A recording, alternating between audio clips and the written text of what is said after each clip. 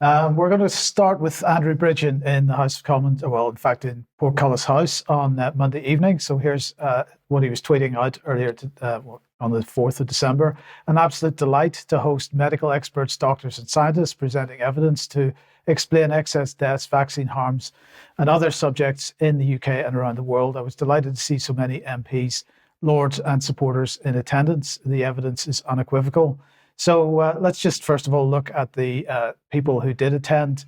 Obviously, Andrew Bridgen attended, but Ian Paisley Jr., Sammy Wilson, Sir Geoffrey Donaldson, so all the Northern Ireland DUP MPs at least, Paul Girvan, Carla Lockhart, David Davis, Desmond Swayne. Now, I understand Desmond Swayne left early for some reason, but Jonathan Lord, Heather Wheeler, David Jones, Philip Hollowbone, Neil Hanvey, Duncan Baker, Sir Christopher Chope, Sir George Howarth, Sir John Redwood, Ben Lake, Sir Robert Sims, Dean Russell, Sir Geoffrey Clinton Brown, Carl McCartney, and Mary Glindon, who put her head round the corner for a couple of minutes. And that was the list of MPs. A few didn't turn up, including Rossendale, but at least had the courtesy to email personal apologies for that. They had other things to do. But let's just next have a look at one comment from Dr. Ryan Cole on nanoparticles. The lipid nanoparticles clearly state on their safety data sheets, these are not for human and not for veterinary use. These are for research purposes only, yet they went into 5 billion people around the world. So this was the type of presentation. Some presentations had graphics and slides, some didn't. But this was the type of information that was being given to other MPs. Now, the feedback that I've seen from the MPs, from some of the MPs that attended, was that it was a hugely interesting and challenging event, and has given them a lot to think about. And so this perhaps is progress, and I certainly expect that it is progress. Let's have a look at a couple of the tweets that were sent out. This is Sonia Elijah here, covering Professor Angus Dalgleish, talking about his quote here is more likely to suffer from serious adverse event from an mRNA jab than be hospitalized from COVID. He was showing the data to support that. And then we've got Steve Kirch here saying death estimates from COVID shots, 13 million people worldwide, 675,000 US deaths, 100,000 UK deaths. And we have a little clip here from Steve Kirch talking about this. So I have a message to all the world's governments.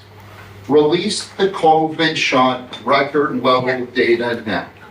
This should be released in all countries of the world who vaccinate people. If the vaccine is safe and effective, why are you keeping this information secret? And this is a hugely important question. And in fact, Sonia Elijah tweeting this question out, why is the UK's ONS hiding the data? And this is the question that I think that of anything that came out of the event, this is the key question that we need to be focusing on at the moment. And perhaps people need to be encouraging the ONS to release the data as much as they possibly can. I'm going to say, Debbie, that in my view, this was, sorry, before I say this, I should mention that Ben Rubin attended the event on our behalf. And so he will have no doubt something to say about it on Friday.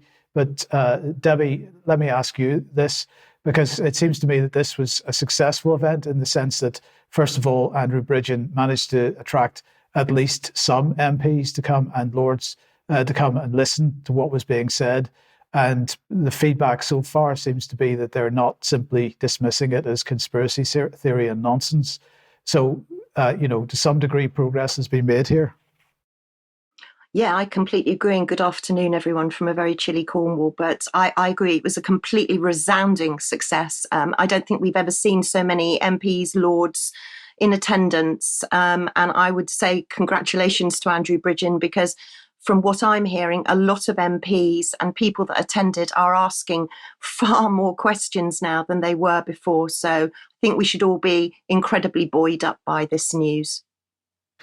Yes, and sorry, just want to also finally mention that on the UK Column website at the moment, on the front page, there's a link to the Pfizer reports that the Daily Cloud are putting out at the moment. So we will have more to talk about on this perhaps on Friday, but we are going to be doing a lot more on helping to promote the work that the Daily Clout's been doing on the issue of Pfizer. Debbie, I don't know if you want to comment on that. Well, yes, again, it's very exciting. We're absolutely delighted to be able to be linking up with the Clout in order to get this information to you first here at the UK column. So there'll be links on the front of the website, which Mike is organising. But it's an amazing link. So please do watch out for those. Okay, thank